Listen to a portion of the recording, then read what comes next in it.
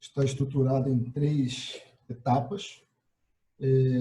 Eu vou iniciá-la trazendo alguns dados, alguns números da Fundação, falando também um pouco dos desafios da atual gestão, dos desafios atuais e alguma coisa de futuro. Na sequência, o nosso diretor de benefícios previdenciários, Eduardo Brasil, vai trazer informações para vocês, focando na forma, no modo do participante se comunicar com a Eletros, nosso canal de comunicação, de relacionamento, também falar um pouco do nosso portal do participante. E, por fim, o diretor financeiro Max Tavares trará informações sobre a execução dos investimentos, a situação financeira do plano. Obviamente, não pode deixar de passar pela questão da crise econômica que veio no rastro da pandemia do Covid-19, o reflexo que causou nas nossas estratégias de investimento, nos nossos investimentos, a reação, né, que nós tivemos para contornar, minimizar o impacto dessa crise. Então, o Max vai ficar com essa parte de encerramento. Então, trazendo aqui dados da Eletros, no panorama atual da Fundação, nós temos 5 patrocinadoras, EPE, ONS, Eletrobras, CEPEL e a própria Eletros, e administramos para as patrocinadoras e seus participantes vinculados 4 planos de benefícios. O nosso patrimônio hoje, ele gira, são dados aqui de maio, em torno de 5 bilhões de reais. Pagamos, no último ano, em torno de 400 milhões de benefícios para os nossos participantes assistidos, que são aqueles que estão em gozo de recebimento de aposentadoria. E no gráfico a gente tem a estratificação, o detalhamento da composição da abertura do patrimônio, né, e do passivo dos planos. Em números gerais, a Eletros, no ranking de 300 fundações, previdência fechada, a Eletros ocupa, em maio de 2020, a posição 31. Então, somos uma fundação de porte médio, né, dentro do segmento, mas é um médio bastante expressivo. Seguindo, temos 5.151 participantes hoje, mais ou menos, proporcionalmente, 50% deles ainda em fase de empregados, né, participantes ativos, e 2.675% de aposentados de assistidos, participantes assistidos. Para aqueles que ainda não tiveram oportunidade de conhecer, além de administrar planos de previdência, nós fazemos na Fundação a administração de um plano de saúde. É uma autogestão, é o nosso plano Eletros Saúde. Temos 3 patrocinadoras que são nossos motivos de atuação do plano, a Eletrobras, a CEPEL e a própria Eletros. Temos 7 produtos e uma gama, né, uma massa de 7.500 vidas, aí considerando titulares dos produtos, dos planos e a seus dependentes. Uma rede de mais ou menos 740 credenciados entre hospitais, clínicas, e temos uma alegria de ter um plano equilibrado, com 30 anos de existência, com alto índice de satisfação dos seus clientes, né, e que não tem, na nossa percepção, não deve nada a outros planos da área de saúde que são oferecidos. Falando um pouquinho da nossa governança, a gente tem um conselho deliberativo e um conselho fiscal. No conselho deliberativo são 6 conselheiros titulares, 6 conselheiros suplentes. A composição do conselho é paritária na representação. Empregados e participantes, né?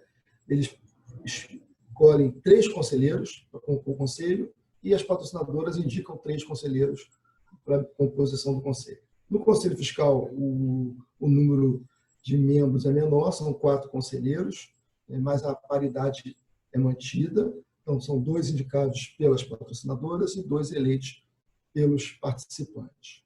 E, a nível de diretoria, a Fundação ela tem uma presidência, uma diretoria de benefícios previdenciários e uma diretoria financeira.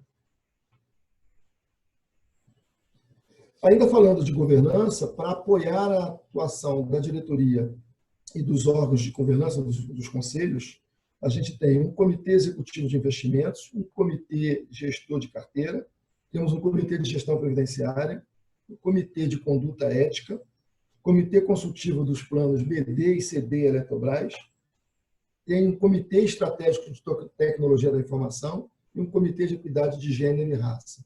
São comitês atuantes que apoiam o funcionamento da Eletos. Um pouco do nosso compliance, a Eletos ela sofre auditoria anualmente, auditoria das suas patrocinadoras, auditoria independente, a nossa auditoria independente hoje é a KPMG, e também auditoria, não chega a ser anual, mas uma auditoria regular da Superintendência Nacional de Previdência Complementar, nosso regulador, a Previc. Dispomos de um canal de ouvidoria e um canal de integridade, cada um na sua especificidade, para que seja possível um contato do participante com a Fundação, para trazer sugestões, reclamações, denúncias, etc. No setor de previdência, a Eletos tem satisfação, a honra de participar como membro titular do Conselho Deliberativo da ABRAP. A ABRAP é uma associação representativa das entidades fechadas de previdência complementar. Aproximadamente 95% das entidades atuantes no setor são associadas da ABRAP, o que dá a ela uma representatividade muito forte, seja fomentando soluções integradas, soluções para a nossa área de atuação, para o nosso setor de atuação, seja mesmo atuando junto a Congresso, Receita Federal, tudo aquilo que for do interesse das fundações, obviamente dos seus participantes, procurando agir proativamente para que a gente consiga, de legisladores e de reguladores, um melhor tratamento e as melhores regras possíveis. Também estamos presentes no SINDAP, que é o sindicato que representa as entidades associadas da ABRAP. No Conselho Fiscal, o titular representante da Eletos lá é o diretor Eduardo Brasil. A escolha dos 2 conselhos é feita mediante votação direta das 300 entidades que participam da ABRAP, e a Eletos já há alguns anos vem recebendo expressiva votação das suas co-irmãs. Na última eleição, no final do ano passado, dos 26 conselheiros eleitos para o Conselho Deliberativo, a Eletos foi a 11ª entidade mais votada, à frente, por exemplo, da Petros, que é uma entidade de porte grande. Participamos em alguns comitês da ABRAP, Comitê de Recursos Humanos, na coordenação, no Comitê de Sustentabilidade e de 5 comissões. É importante essa atuação, essa representação, porque lá são discutidos assuntos que se voltam sempre em favor das melhores práticas que a gente traz para dentro da nossa entidade. Uma troca de experiência, formulação de propostas que são do interesse para a melhoria da atuação das fundações. Agora, ainda nesse campo de governança, compliance, recentemente nós aderimos ao Código de Autorregulação e Governança Corporativa. É um código que traz compromissos das entidades que a ele aderem com a melhoria, a busca da perfeição na governança do seu negócio. Implica em ações de melhoria constante, de comprovação de práticas seguras da gestão da entidade. A Eletos é uma das primeiras fundações a aderir e ter a sua solicitação de adesão aceita. Nosso pleito levou aproximadamente um mês para ser avaliado pelo colegiado e a gente receber o atestado de adesão. Agora, estamos na fase de ajustar as coisas que precisam ser melhoradas, cumprir um roteiro de demandas previstas no manual do Código de Autorregulação, para que a gente receba no próximo ano o selo de autorregulação. E é um diferencial equivalente ao que no passado a gente tinha nas ISOs, né, que as empresas perseguiam. Então, a gente está focado com um propósito muito grande de obter esse selo, que é muito importante, é um diferencial significativo para o futuro da entidade. Bem, passando aqui rapidamente os desafios, essa é uma gestão que iniciou o mandato no final do ano passado. Eu cheguei na Eletros em novembro, os outros diretores iniciaram os mandatos em janeiro. Então, o primeiro desafio que a gente se deparou é com a implantação de cobrança das contribuições extraordinárias para um dos nossos planos, que é o plano BD Eletrobras, que se encontra em situação de déficit.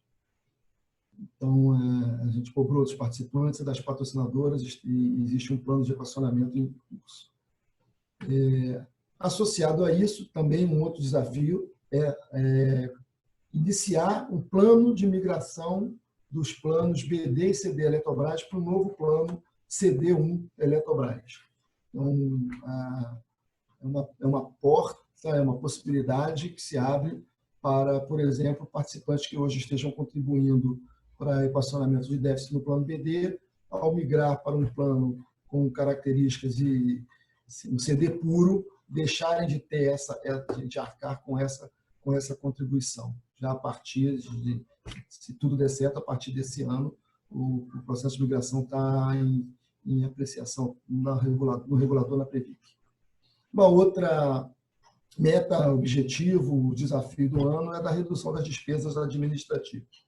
Então, a gente se deparou com uma proposta de orçamento para 2020, já incluindo nesse orçamento algumas medidas que propiciaram reduzir as despesas da Fundação. Estamos trabalhando para que isso continue, que o orçamento de 2021 ele tenha mais redução ainda, e isso traz positivamente para o participante efeito nas taxas, né, nas contribuições que a Fundação cobra para administrar o patrimônio e incidentes sobre as contribuições. A gente reduziu esse ano a taxa de administração e eliminamos a cobrança da taxa de carregamento de 3%. Esse é um desafio tremendo, um desafio da humanidade, né? O enfrentamento com Covid-19 no nosso ambiente, no nosso chão aqui. A gente teve que tomar medidas muito rápidas para enfrentamento da pandemia e do reflexo dela. Inicialmente, suspendemos o atendimento presencial, que é uma coisa que mais à frente o Brasil vai até colocar dados que mostram a consequência disso nos canais de comunicação, de relacionamento. Tivemos que, em pouco menos de 15 dias, colocar todo o nosso efetivo de trabalhadores em trabalho de home office, né? E mantivemos todas as atividades desde então, cumprimos com todos os prazos previstos na legislação, inclusive houveram flexibilizações de alteração de datas, prorrogação de datas para fechamento de balanço, para entrega de relatórios, prestações de conta. Nós não precisamos utilizar desse recurso, a gente conseguiu tocar a nossa rotina, mesmo à distância, e muito empenho dos nossos colaboradores, dos nossos empregados. E, além disso, um total olho na questão da rentabilidade dos investimentos, porque a pandemia trouxe um desastre, né, principalmente no mês de março, né? O Max vai explorar mais isso, e a gente teve que, nosso time da financeira se voltou para mudanças de estratégias, procurar minimizar de toda forma e encontrar o reequilíbrio ainda dentro do ano. Um outro desafio que a gestão enfrenta hoje é adequar a entidade às normas, os normativos da Lei Geral de Proteção de Dados. Tem sido muito badalada na imprensa essa lei, que entraria em vigor, ou está entrando em vigor nesse mês de agosto. Há dúvida porque há um projeto de lei no Congresso, uma medida provisória, na verdade, e prevê a postergação do prazo de início da vigência da lei para maio do próximo ano. Estamos aguardando essa definição, contudo, estamos fazendo o dever de casa, estamos nos preparando para a entrada da lei, se ocorrer agora em agosto, ou se for postergada para maio, as medidas estão sendo tomadas para que a Eletros esteja adequada a essa legislação. Eu citei uma, mas existem uma série de outras normas, de leis, de regulamentos que impactam o nosso setor e com prazos aí de implementação também pressionando a Fundação, e que nós estamos trabalhando. Cito, por exemplo, as resoluções CNPC 32 e CNPC 35 do final do ano passado, que trouxeram novidades no tocante à governança e à transparência de informações para com os participantes. A gente está trabalhando para atender esses dispositivos também. Por fim, a gente também tem um desafio enorme, que é enfrentar a questão dos imóveis da Fundação que estão hoje desocupados. A Eletros não é o caso do ONS, no plano do ONS nós não temos investimento em imóveis, mas no plano da Eletrobras, da carteira de investimentos, nós temos imóveis. Existem hoje, fruto da crise do Estado do Rio de Janeiro, crise de locação de imóveis, alguns imóveis desocupados, e nós estamos trabalhando para encontrar uma solução que possa minimizar essa situação dentro dos planos que possuem imóveis em sua carteira. Saindo do ano de 2021, e também é um desafio importante, essa virada para a nova Previdência. Desde a reforma da Previdência, aprovada em 2019, abriu-se uma possibilidade de novos negócios para o segmento de previdência privada. Então, nesse novo normal da Previdência, a gente vai ter que ter foco no fortalecimento da governança, a gente tem que pensar e trabalhar com perspectiva e realidade hoje de redução das estruturas físicas, ter uma maior aderência tecnológica, mudar o perfil da administração, da fundação, dos planos, tá? Promover investimentos intensivos em TI, focar na proteção de dados, a LGPD, inclusive, ela traz muito disso, e a gente tem que realmente trabalhar nisso. E talvez dois pontos bem mais importantes, que é mudar a relação de hoje com o participante. O participante tem que ser visto como cliente, e a gente precisa evoluir na questão dos nossos produtos, lançar novos produtos, buscar novas patrocinadoras e todo um projeto de sustentabilidade e planejamento estratégico. Essa gestão está trabalhando e esperamos em breve apresentar o nosso Conselho Deliberativo. Enfim, da primeira etapa, que eu ia trazer as informações mais institucionais da Eletros, eu encerro aqui, passo na sequência para o Eduardo Brasil continuar e agradeço aí a audiência de vocês.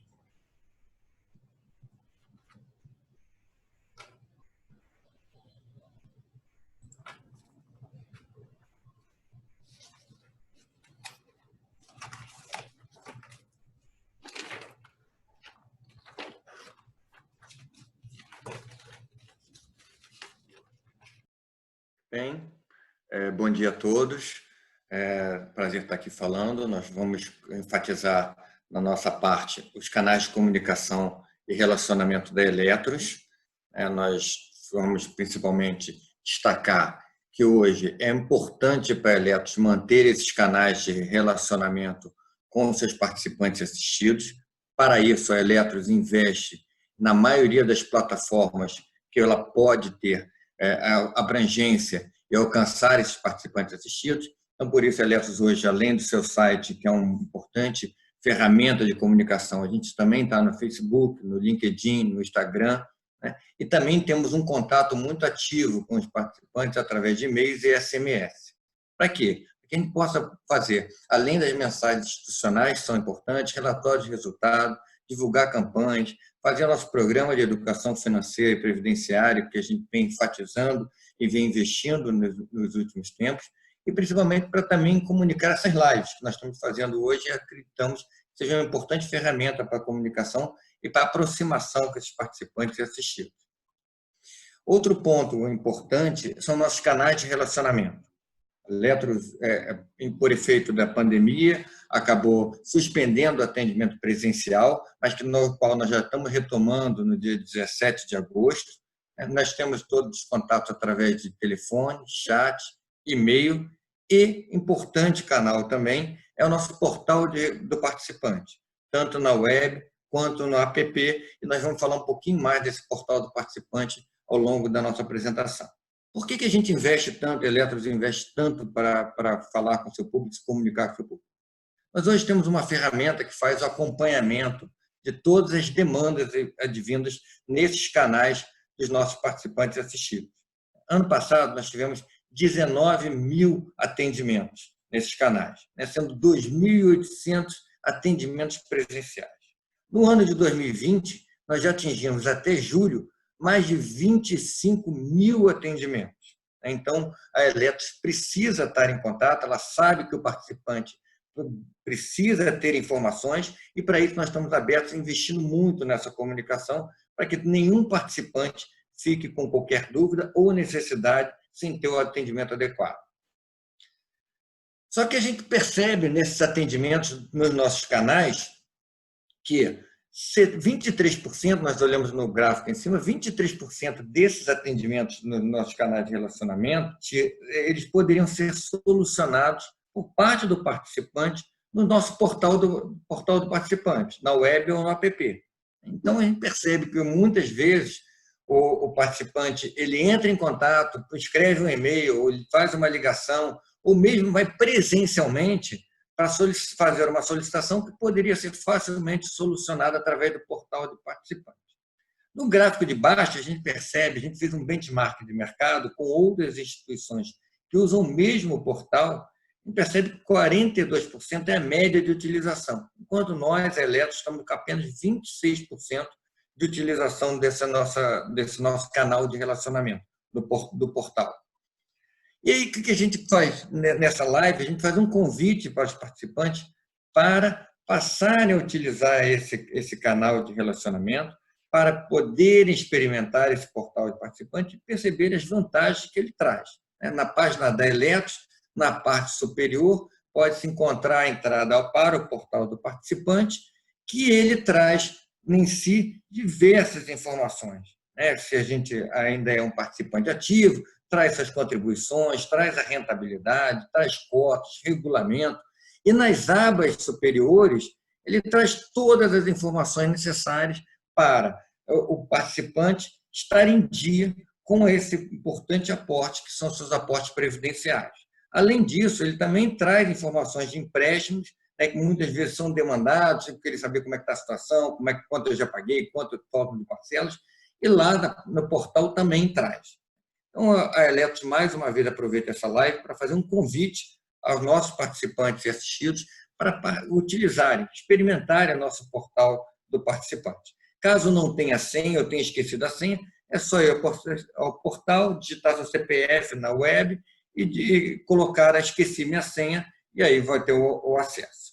Por que é importante também participar? Um outro ponto é que hoje a Eletros, ela faz, nessas plataformas, ela considera ou classifica duas formas de comunicação. Quando a gente chama de passiva, quando nós preparamos uma matéria e colocamos nessas mídias superiores, no nosso site, no Facebook, no LinkedIn, no Instagram, e forma ativa, quando a gente considera que é muito relevante para o participante, nós encaminhamos e-mail e encaminhamos SMS. O que nós temos observado é que muitas vezes temos uma defasagem ou nossos dados não estão adequados. Por exemplo, no caso da patrocinadora ONS, 400 participantes não possuem celular. Isso se deve, muitas vezes, o participante estarem há muito tempo na patrocinadora, terem entrado há muito tempo no ONS, na época não terem colocado ou não possuírem telefone celular e não terem atualizado ao longo do tempo. E é importante. Por isso, nós estamos iniciando, em breve, uma campanha de recadastramento. Essa campanha é fundamental para que todos os participantes possam adequar os seus dados pessoais e evitarem, numa necessidade futura, uma divergência da informação. E é importante também para que a gente possa fazer a nossa mensagem chegar a cada um de vocês. Não precisamos esperar, talvez, em algum momento também, a campanha de recadastramento. Podemos observar já. Hoje, quando entramos no portal de relacionamento, no portal do participante, temos lá os dados pessoais e beneficiários. É importante atualizar o telefone, o e-mail, o endereço, verificar se a documentação está adequada. E outro ponto que nós também identificamos como muito positivo, observar os beneficiários cadastrados. Às vezes, também na entrada do plano, lá atrás, quando foi feita a adesão ao plano CV-ONS, colocou determinados beneficiários. Ao longo da vida, se modificou, se tem uma outra necessidade, ou se prefere modificar os beneficiários que estão estipulados lá atrás no plano, e é importante essa atualização também.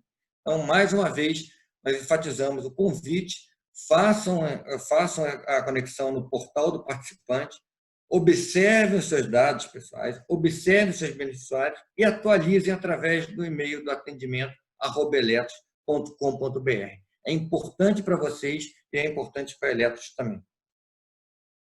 Obrigado. Passo a palavra, então, para o diretor Max fazer a apresentação dos resultados.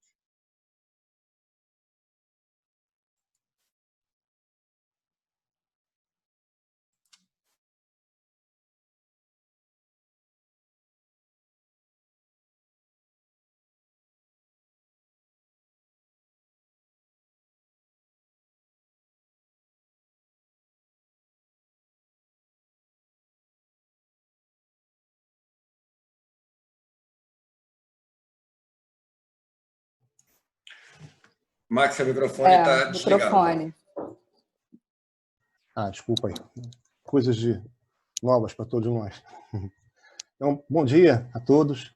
Um prazer estar aqui com vocês de novo. Da última vez que a gente esteve aqui foi para falar um pouco do pós-pandemia ali, logo na sequência, né, que a gente tinha uma janela de mudança de perfil e eu acho que os participantes estavam muito preocupados naquele momento, então foi importante a gente ter falado com vocês e mostrar um pouquinho da nossa visão de cenário naquele momento. E agora está aqui de novo para falar um pouco do que aconteceu nesse período, de lá para cá, o que a gente fez, o que a gente fez nos investimentos, qual é a nossa visão, de novo, no curto prazo, olhando para frente, e passar um pouco também da rentabilidade, que foi boa nesse período, até muito acima das expectativas até, mas assim, mais para passar para você também uma informação geral de tudo que a gente está vendo agora. Bom, eu vou falar um pouquinho sobre o impacto que teve no mundo e no Brasil do coronavírus, né, nas economias, falar um pouco do que o governo tem feito para atuar, para recuperar ou tentar minimizar a situação do coronavírus, dos impactos. Falar um pouco de juros, falar um pouco de bolsa e de projeções. Tá? Então, falando um pouco, para começar, de PIB, essa aqui é a projeção do FMI. Ele fez essa projeção logo na sequência da crise ali, por ali em abril, mais ou menos. Então, assim, as projeções ainda eram muito com variáveis muito que as pessoas não tinham condições de prever muito bem. Nessas horas de crise, os ativos todos distorcem muito e assim as projeções também distorcem um pouco. Então, a gente enxerga nesse gráfico aqui dos PIBs, nas principais regiões, inclusive do Brasil também, ele está menos 9,1. Existe um certo exagero, talvez, ali da FMI naquele momento, né? Que já está sendo revisto até por eles mesmos e até por algumas casas de mercado que estão revendo para, assim, vamos dizer assim, para menos negativo do que está aí nesse gráfico, né? Mas a questão é, 2020, o PIB projetado para o mundo, como está nesse gráfico aqui, o PIB real, ele vai ser pior que 3%, ou seja, a queda vai ser maior que 3% em maior parte do mundo. Isso é efeito exatamente do efeito do que o coronavírus causou na economia e a expectativa que está causando também na economia nos próximos meses. Qual o ponto positivo? É que o ano que vem, 2021, já existe uma expectativa também de melhora. Isso é importante porque mexe com os ativos, né, que as pessoas sentem que vai haver uma recuperação. Os ativos também já percebem isso e se antecipam e acabam antecipando também essa recuperação. Claro que a gente não sabe quanto. Aqui no gráfico da direita do verdinho está ali, pode ser entre 3,6, pode ser mais de 6, mas ainda é uma previsão, né? Então, tinha que tomar um pouco de cuidado com relação às previsões nesse momento, ainda que é muito difícil fazer qualquer tipo de expectativa com relação a essas variáveis que impactam a economia, né? Bom, a verdade é que os governos, para atuar nesse período, prevendo já que ia ser um estrago na economia que ia fazer a pandemia, até esse gráfico aqui é um gráfico de aportes através do governo, seja o Banco Central ou empréstimos diretos, de 4,5 trilhões de dólares até abril, né? Depois disso teve outras discussões, teve a Alemanha, teve a própria Europa, de uma forma geral, atuando para colocar mais recursos, para salvar mais empresas, para salvar famílias. A gente está vendo nos Estados Unidos agora também uma outra onda de negociação que vai nessa linha também de dar mais dinheiro para as pessoas sobreviverem nesse período, e isso estimula, né, tentar estimular a economia, para tentar que o estrago não seja tão grande assim. Talvez isso esteja animando os mercados de fato. Mas, assim, o que já vinha acontecendo antes mesmo da pandemia, tá? Esse gráfico aqui é um gráfico de taxa de juros real em alguns países do mundo. Antes da pandemia já era uma expectativa de que as taxas de juros seriam baixas de fato, né? Acho que a pandemia acabou agravando isso de forma geral, até mesmo no países que as taxas eram mais altas estão mais baixas, no caso do Brasil, né? Depois eu vou entrar um pouquinho mais nesse detalhe, mas a verdade com tanta injeção que tem o mundo de recursos, né, através dos bancos centrais, injetando dinheiro nas empresas, na economia, para tentar segurar o efeito negativo do coronavírus. E aliado a isso, a essa taxa de juros que é praticamente zero no mundo, é muito baixa no mundo, né, ou negativa em grande parte dele, a gente tem um efeito combinado que vai resultar em queda de risco. Vou mostrar já. Aqui é a taxa de juros americana, né, a taxa Selic desde lá. Ela já era baixa, pode ver o gráfico desde 2016, ela já era baixa e continua baixa esse ano. 0,13 é a taxa nominal para 2020 e 2021 0,13 também. O problema é que quando a gente desconta a inflação deles, a taxa de juros lá nos Estados Unidos já era negativa antes mesmo da pandemia. Eu vim falando antes. Esse efeito dos juros ele já é de antes da pandemia. E foi até por esse motivo mesmo que é uma variável que ajudou a Bolsa lá fora a ter uma recuperação. A Bolsa já vinha recuperando há muitos anos lá fora, muito forte, e esse ano também. Mesmo com a queda dela, ela voltou rápido. Você pode ver que o efeito combinado da taxa de juros que eu falei, baixa ou negativa, numa parte do mundo, com excesso de liquidez mundial, que é essa injeção de recursos através dos governos, né? Isso estimula um aumento da tolerância a risco, ou seja, o CDS, que é uma medida de risco internacional, ela acaba se reduzindo, ela acaba caindo. Inclusive aqueles países de maior risco, né? Acaba reduzindo também. O efeito disso é a busca por ativo de risco. Então, a volta da Bolsa tão rápida, assim, explicando o mercado externo e o interno também, ser tão rápida assim, mesmo nesse momento de tanta incerteza, que a gente não sabe de fato qual é o efeito que vai ter real na economia ainda, a busca de ativos foi demandada. Então, por conta da tolerância a risco. Muito dinheiro no mundo, baixos juros, o risco ele acaba caindo. Aqui é um exemplo disso. A Bolsa Americana é o gráfico, a linha verde, e a linha azul é a taxa de juros de longo prazo dos Estados Unidos. A gente pode perceber que, à medida que os juros veio caindo ao longo dos anos, a Bolsa veio subindo. E aí teve um impacto aí grande, forte, no meio foi a pandemia, em março, né?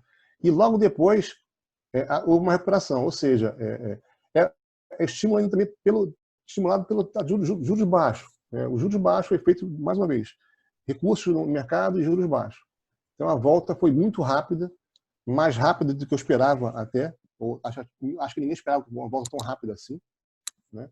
Mas a verdade é que está acontecendo isso, os efeitos no mercado. Aqui é para exemplificar o que aconteceu também com a parte de risco, que eu falei. Estimulou o risco, a queda de risco. Aqui a linha azul é o gráfico de CDS do Brasil, ou seja, como é que as pessoas viam o risco do Brasil lá fora, então vi que ela vinha em tendência de queda há muito tempo, os juros vinham caindo no mundo e aqui também. Chegou a hora que veio a crise, deu uma esticada aqui no risco e já está voltando de novo, por conta do que eu expliquei antes. Juro baixo e estímulo dos mercados financeiros, né? Esse risco Brasil 256 já, na verdade, é 210, já tem mais, está defasado já, porque já caiu aqui, né? E aqui é um risco dos emergências, para ver que é o efeito mundial, não é só Brasil. Bom, falando um pouco do Brasil, a evolução da taxa Selic, né, que é a taxa nossa de curto prazo.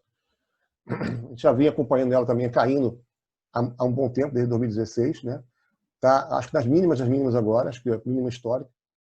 A taxa média para 2020 deve ser 2,84, isso aqui é a Selic, 2,84.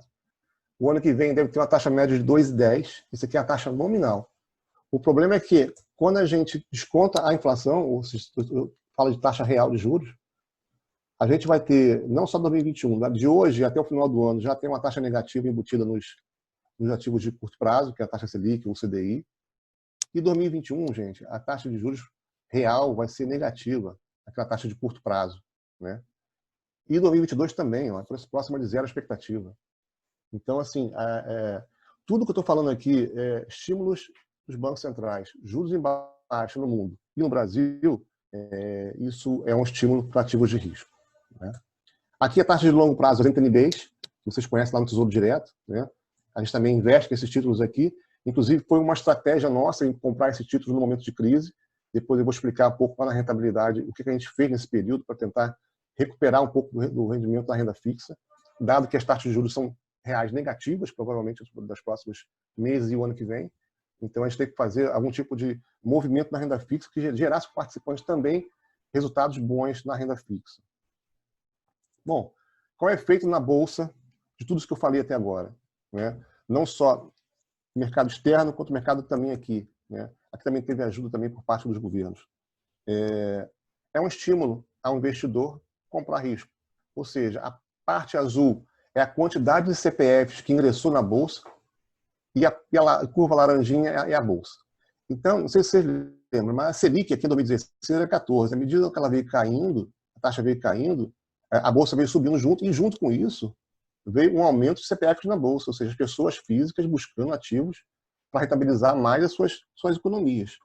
Então, é importante a gente estar falando isso aqui, porque se a gente tem uma expectativa dos próximos meses, e ainda assim, dos próximos até o ano que vem, de que essa taxa vai ser negativa mesmo, a taxa de juros real, é possível que essa gráficozinho azul escuro continue subindo ainda a quantidade de CPF na Bolsa e continue, pelo menos, se não vai fazer uma realização na Bolsa, mas pelo menos que vá sustentar essa precificação da Bolsa.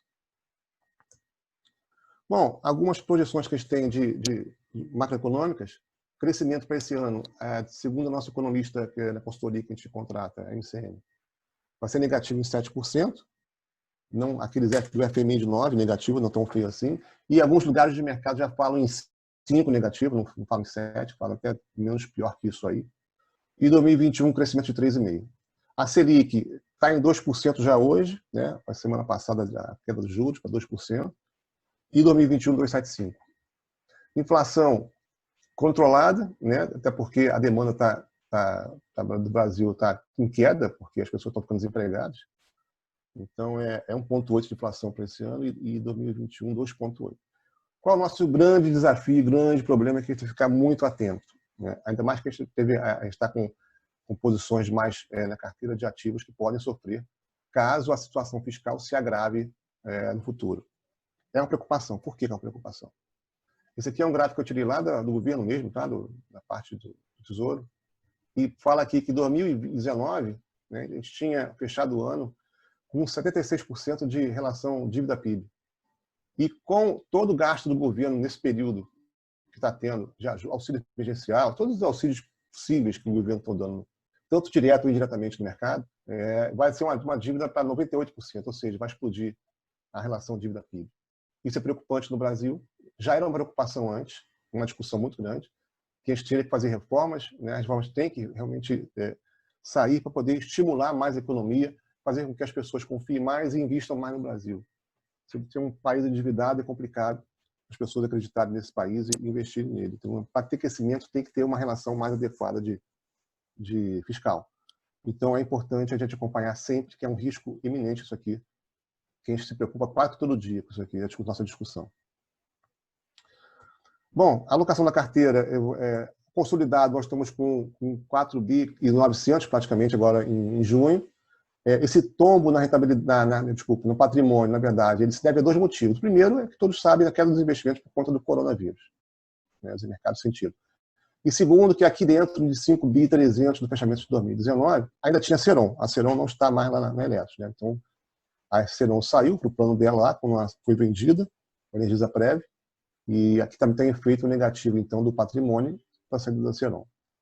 O gráfico da direita é como está distribuído, né, esses investimentos totais, vê que a maior parte ainda dos investimentos pertence ao plano BD e ao plano CDs da Eletrobras, depois o ONS, né, que é o caso de vocês, e depois menorzinho EPA e vitalício. No caso do ONS especificamente, 690 milhões é o patrimônio em junho, e distribuído dessa forma aqui nos investimentos. Né, a renda fixa ainda predomina, mas dado que eu falei até agora, de ter buscado mais ativos de risco, a renda variável, essa parcelinha que tem aumentado. A gente tem visto que só com renda fixa, pura e simplesmente, aquele 4,80 que eu mostrei no gráfico da NTNB lá não vai ser alcançado. Então a gente tem que, como todo o mercado está fazendo, buscar ativos que rendam um pouco mais para eletros e para o participante, mas que embutem risco. Né? Bom, o que a gente fez nesse período de lá para cá, de março para cá, depois da última live? Os mercados estressaram bastante naquele período. A gente viu ali algumas oportunidades. Né? Não foi só a alocação de bolsa que a gente aumentou, mas a participação na carteira de renda fixa em NTNB nós aumentamos. Na reunião lá de abril, a gente tinha 0 da posição de NTNB, a gente tinha nada aqui, porque achava que naquele momento as taxas eram muito baixas e o risco era muito grande. E foi acertado não ter nada, porque as taxas saíram de 3,20% para 5%. E nessa hora a gente começou a comprar os títulos de novo. A gente formou uma carteira na renda fixa dos planos de CDs, de 20% praticamente aqui, com títulos longos de NTNB, uma média de 4,70 mais ou menos que nós compramos. E hoje as taxas estão 3,70, como eu mostrei no gráfico da NTNB. Quando a taxa sai de 4,70, que é a taxa que nós compramos, para 3,70, ela produz uma rentabilidade muito positiva na carteira. Né? Outra parte que a gente também aumentou um pouco foi a parte de crédito. A gente tinha uma posição pequena de crédito nos planos e também por conta desse estresse de mercado, as taxas de crédito abriram e nessa hora a gente foi lá e comprou um pouco mais de crédito. Não muita coisa, mas alguma coisa a mais na carteira. Aqui é a carteira de crédito. Alguns títulos já estavam na carteira e outros entraram agora com uma taxa subindo. A gente aproveitou e foi lá e também comprou esses títulos no mercado. Bom, aqui a parte de renda variável. É uma posição que a gente já tinha, já mostrava para vocês na apresentação anterior, que são uma combinação de gestão interna com a gestão externa, né, que aumentou. E a gente está buscando mais gestores para fazer uma maior diversificação na parte de renda variável. Como a gente tem aumentado também a exposição em renda variável, nada mais correto de também diversificar um pouco mais essa gestão. Né? Então, assim, a gente colocou NTNB na carteira, que foi bom, eu vou mostrar daqui a pouco a rentabilidade para vocês, da renda fixa. Colocamos mais renda variável na carteira e mais gestores. E o que a gente está vendo agora para poder minimizar esse risco de aumento dessas exposições que a gente tem feito na carteira de bolsa e de NTNB? A gente começou a pensar em fazer investimento estruturado, estamos levando proposta agora para os comitês, de fazer investimento em estruturados e também no exterior. Não é muita coisa ainda, mas já é um início de diversificação maior que a gente nem tinha antes. Né? E essa diversificação faz todo sentido, porque se a gente está levando o risco da carteira através de bolsa, através de NTNB, que negociam no mercado com volatilidade, eu acho que a gente tem que se preocupar também com o consolidado dos investimentos, embutir ativos lá dentro que façam uma correlação que diminua o efeito do risco. Né? Então, isso aqui é uma exposição que provavelmente nos próximos meses vamos colocar um pouco mais nas carteiras. Bom, rentabilidade. Como eu falei, a gente teve uma estratégia nesse período, aproveitar o estresse de mercado para colocar ativos na carteira com taxas melhores, e aqui o efeito. Você vê que a renda fixa dos planos CD e CV, que é o caso do ONS, se a gente não tivesse feito nada de renda fixa de NTNB, a gente estaria muito próximo aqui do CDI, que foi 1,9 até julho. Tá? A gente comprou entre abril e maio esses títulos, no momento certo para a gente, porque quando o título saiu lá de 4,70, que foi o nosso preço médio, para agora em 3,70, causou esse efeito, essa puxada aqui para 4,60 na rentabilidade da renda fixa. Então, eu quero dizer o seguinte, é importante a gente estar sempre ligado no momento certo de estar comprando esses títulos e vendendo esses títulos. Se a gente tivesse título na carteira ainda, na posicionado nesses títulos, provavelmente a rentabilidade não seria essa, seria menor. Como a gente não tinha nada e compramos na hora certa, foi o timing certo de comprar e a rentabilidade ser de 4,6 nesse período. Então, acima do taxa do plano, que é 4,80 real, mais inflação, e acima do CDI também, que é uma medida de mercado. O que mais? Renda variável. Renda variável, realmente, a gente ainda está negativo. Não, a bolsa está negativa ainda. A gente está menos negativo que a bolsa. Esse 9,5 negativo aqui é o consolidado daqueles gestores que eu mostrei antes. Né? É lógico que a gente queria, nosso objetivo aqui é estar ganhando bem mais do índice. A gente tem conseguido nos últimos anos fazer isso, ganhar do índice. A gente está ganhando aqui pouco, mas está ganhando 1%. Mas acontece que o estrago foi feito em março, foi muito grande, né? E a gente está recuperando, com certeza, se nesse ritmo a gente consegue reverter também essa posição negativa.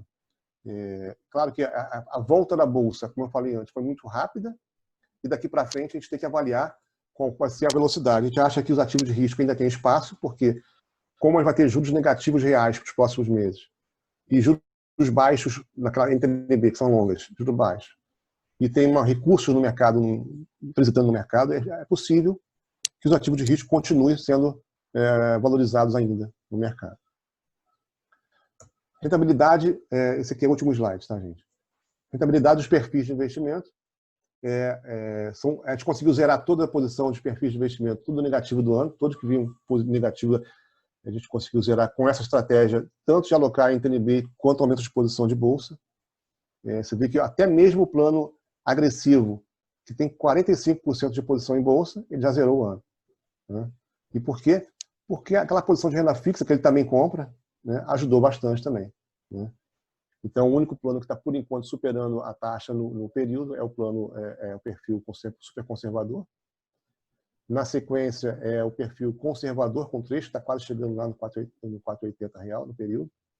E depois os perfis que tem mais bolsa, né, o agressivo, o moderado e o eletros. Só lembrando que a gente acompanha isso sempre. Nossa preocupação é constante com relação ao risco. Por isso que a gente tenta sempre minimizar a exposição a risco, não esquecendo do retorno, obviamente, mas nossa preocupação é com o risco. Por isso que está propondo alocar mais investimentos estruturados e exterior para diluir esse risco. Né? Que é aquela história de colocar os ovos sempre nas cestas diferentes, né, para você diluir o risco. E tentar, dessa forma, trazer uma relação de retorno e risco mais interessante para a gente. Tá? É isso. Vou deixar para vocês perguntarem, um tempo para vocês perguntarem também, se querem saber alguma informação mais adicional. Obrigado a todos aí e um bom final de dia.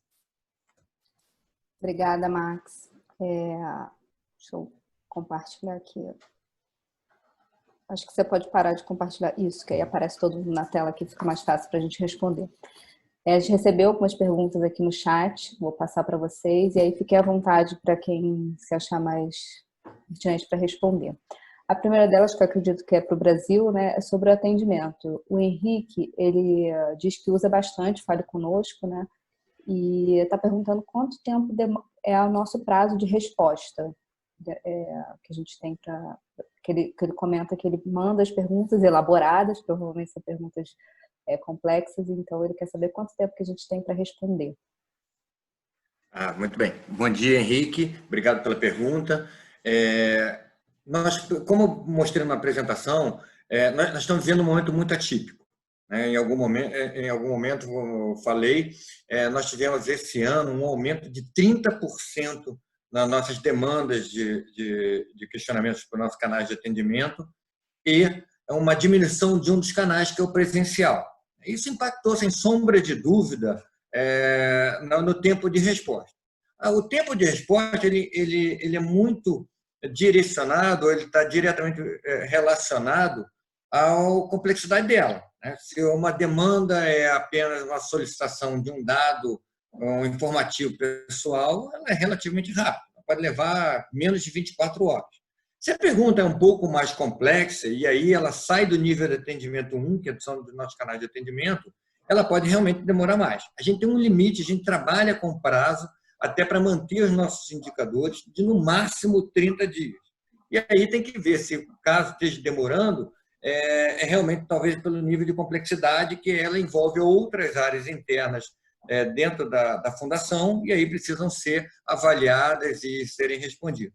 Lembrando que nós estamos sempre buscando uma diminuição desses prazos, mas temos que fazer uma avaliação do momento atípico versus o custo. A gente também não quer impactar os participantes com o aumento de uma estrutura para dar uma agilidade nessa resposta, se nós estamos apenas observando que isso é um momentâneo por causa da pandemia. Lembre que nossas equipes não estão trabalhando nos nossos escritórios, então elas estão trabalhando remotamente, com uma infraestrutura, infelizmente, um pouco menor do que se estivesse dentro dos nossos escritórios. Então, a gente vai avaliar, vamos observar, mas a gente trabalha assim, de acordo com a complexidade, ela pode levar menos, como eu falei, menos de 24 horas, ou, dependendo se a complexidade é um pouco maior, sim, levar até 30 dias, mas a gente procura não passar em momento nenhum, nós não temos nenhum caso esse ano que ultrapassou o máximo de 30 dias para a resposta. Legal. Tem uma outra pergunta aqui que, de repente, o Pedro poderia responder, que é sobre a certificação. O próprio Henrique também pergunta como que vai acontecer essa certificação que a gente ganhou a habilitação, né, da autorregulação. Bem, obrigado também pela pergunta, Henrique. Como eu falei, a Eletros tem uma série de providências para tomar a partir de agora para atender às regras para a obtenção do selo. Nós já aderimos ao código. E, ao aderir ao código, nós assumimos compromissos que vão desde organização de determinadas áreas que, por exemplo, não existe na estrutura interna da Eletros auditoria interna. Então, a gente está trabalhando numa solução para viabilizar, suprir esta deficiência, né? Então, esse é um projeto. Revisão das políticas e criação de políticas. A entidade tem diversas políticas que orientam, que dão diretrizes para a nossa atuação no funcionamento da Eletros. Uma delas, por exemplo, é a política de investimento. Tem lá todo o regramento, todas as diretrizes para que a gente faça os investimentos adequadamente. Essas políticas vão ter que ser revisadas e a gente vai passar um pente fino para trazer modernização para essas políticas. As normas internas também. Então, são dois exemplos. Desde uma questão de estrutura, uma necessidade de mudança de estrutura, até uma necessidade de alteração, atualização dos normativos. Combinado a isso, tem também o que o regulador está trazendo como novidade, a disponibilização de informações para os participantes. Então, a gente está aproveitando esse projeto da autorregulação e governança, com atendimento às novas especificaçõas da legislação, para trazer melhoria na transparência dos atos para os participantes, para a nossa comunidade de participantes. Esse eu acho que espero ter respondido a sua pergunta. E se não fiz, o nosso canal de atendimento, aí puxando para nós, o nosso canal de atendimento está aberto e a gente responderá lá também, talvez com mais detalhes. Obrigada, Pedro. Tem perguntas aqui sobre a migração do plano BD para o CD. A gente vai ter uma live exclusiva sobre esse assunto amanhã, mas tem um assunto que a gente pode adiantar, que é sobre o atendimento presencial. E aí, emendando no atendimento presencial, Brasil, eu queria também que você comentasse com a pergunta do Ailton sobre expectativa de ter a plataforma do WhatsApp como atendimento também. Ok. Com relação ao atendimento, assim, a migração, nós estamos monitorando, o processo de migração ainda está aguardando um posicionamento do regulador, né, quanto à aprovação, para que a gente vá para as próximas etapas. Em algum momento, nós estamos, sim, observando ele, talvez, de forma presencial, com todos os cuidados, obviamente, que nós temos que tomar, assim como nós estamos abrindo o atendimento presencial a partir de segunda-feira, também com todos os cuidados. Nós temos que resguardar tanto aos nossos participantes assistidos, assim como também os profissionais da Eletros. Então, isso é importante. A migração também, mas nós também não descartamos, observando o momento, algum outro tipo de ferramenta que possa facilitar essa interação, que seja para tirar dúvidas. Então, nós estamos abertos e analisando constantemente o mercado. Com relação à pergunta do Ailton, obrigado, Ailton, pela pergunta.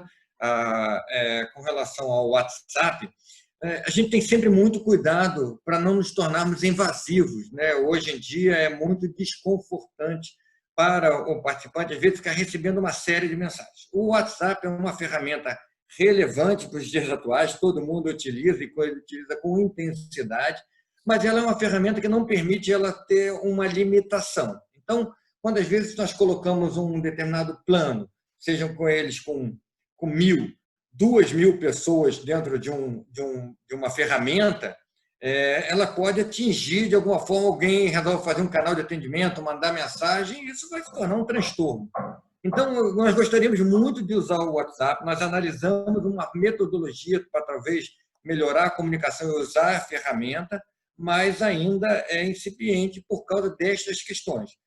Nós gostaríamos muito. Aí teríamos que ter autorização, mas tem que também ter um comportamento adequado dos participantes do grupo para que não utilizem ele como outro tipo de ferramenta, né, usando para comunicação, para divulgação de fatos pessoais. Então, nós temos. Mas é relevante, é muito importante que todos tenham tanto o celular quanto o e-mail configurados ou cadastrados de forma adequada nos dados pessoais, para que a gente, amanhã ou depois, se a gente achar uma forma de utilizar essa ferramenta de forma adequada, nós já tenhamos esse contato do telefone. Obrigada, Brasil. A gente já está indo para o final aqui da nossa apresentação, da nossa live. Eu queria perguntar para o Max, que sempre traz nesses encontros muita informação sobre investimento, como é que o participante pode acompanhar isso diariamente, né, com mais frequência? Então, a gente tenta atualizar sempre o mais rápido possível aqueles relatórios do site que a gente coloca lá de investimentos, né? A gente coloca a rentabilidade preliminar, porque a gente às vezes não tem calculado ainda a cota fechada, mas a gente tenta antecipar isso para o participante, ter uma noção já, e um comentário para ele já ter uma noção e ficar bem adentro do que está acontecendo no mercado naquele mês. E também, dentro do possível, eu tenho entrado no mercado de vez em quando e colocado umas cartas explicando o que está acontecendo, o cenário, o que a gente está vendo, e tentar também antecipar mais informação para o participante, para ele ficar sempre mais informado possível. Então, acho que por lá é um canal legal dele participar, né? Através do site, lá tem informação bem atualizada para ele. Que bom. Alguém quer fazer alguma consideração final que tenha faltado? As perguntas já foram respondidas. Realmente tem algumas ainda chegando sobre o BD, então eu queria ressaltar que amanhã a gente vai ter uma live exclusiva para falar sobre o BD. Vocês podem participar e a gente entra mais a fundo nesse assunto. Então, se vocês quiserem falar as palavras finais para a gente encerrar. Para finalizar, da minha parte, reforçar o agradecimento aí à audiência, participação de todos.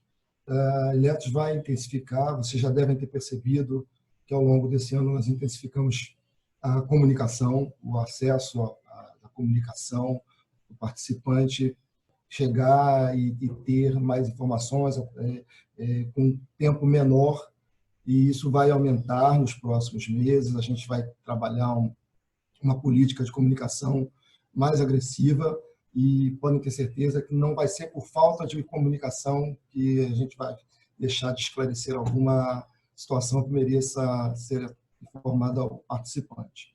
E agradecer a Sharon, tá, por conduzir a live, os meus colegas de diretoria também, e já deixando aí um convite para o nosso próximo evento, apresentação de resultados do terceiro trimestre para todos os participantes.